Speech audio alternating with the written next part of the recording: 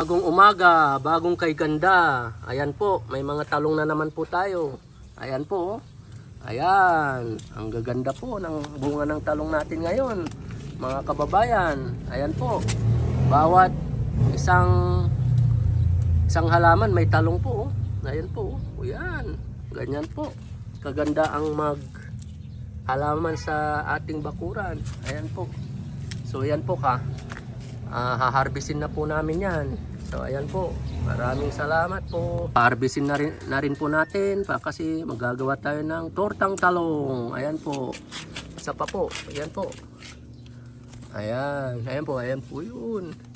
So napakinabangan na naman po natin yung mga talong natin. Ayan po. Oh, dito po tayo. Ayan po, ang laki oh. So ayan, harbisin natin. Ganyan po.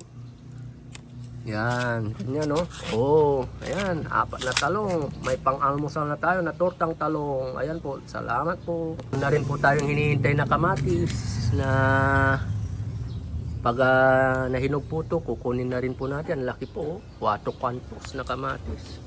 Ayan po. Ang ganda po. Ayan po. Maraming salamat po.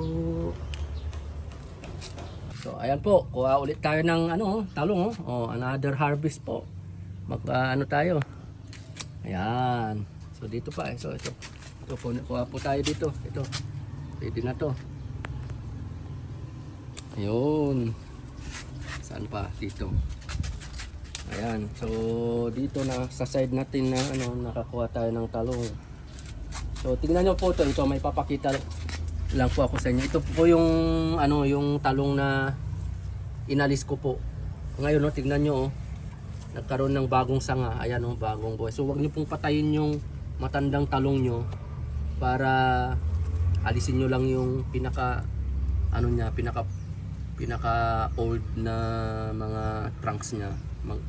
Magkakaroon po yan ng panibagong dahon. Ayan po, mamumunga na, may bulaklak na. So ganyan po. Maraming salamat po. So ayan po, punin na lang ng tirto para kahit maliit para hindi na Ayan po. Ayan. Yun. So ayan po.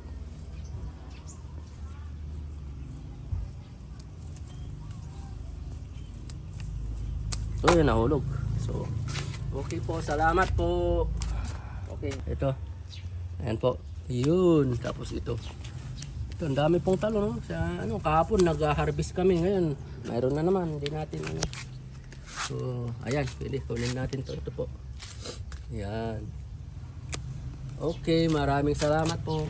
Oh, mga kababayan, alam niyo ba ito yung yung eggplant na pinutol ko, yung matandang eggplant. Pinutol ko na to, ito yung pinagputulan ko Ito kung nakikita nyo, pinutol ko yan ngayon namunga ulit, nagkaroon ng bagong dahon na yun namunga ulit aanihin ko na.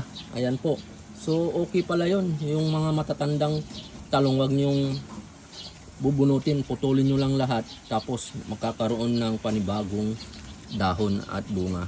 Maraming salamat po. Ayan po. So ito. So ito po, anihin natin to. Tignan nyo ito, masyadong mabigat kaya pumunta na yung puno dito. So yan yung pinipigilan ko po. So mamaya i-correct natin yan. So ayan po. Ayan. Apat pa. Hello, nasaan ang isa? Yun, kunin ko na rin. Kasi ayan tingnan nyo gumanon. I-correct natin yan.